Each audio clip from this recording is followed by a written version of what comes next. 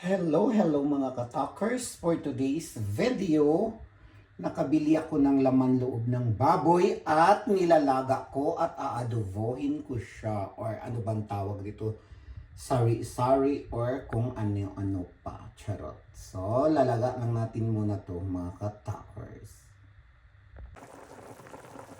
So, nibukal na siya mga katalkers. Ato ni siyang ilaga at least for 1 hour para dali na lang siya lutuon. Unyag ato na siyang adobohon mga katalkers. So, diba? Wait lang tayo mga katalkers. So, mga katalkers, nahubas na siya. Pabugnaw na to.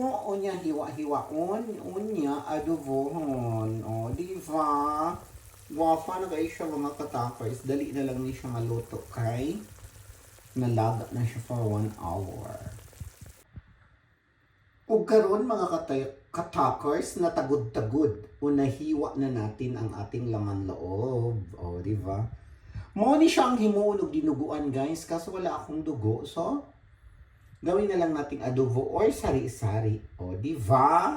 Magisa na tayo. Wala na ako siya hauna mga katalkers. Ako na lang siyang direksyon o gisa. Silang magic.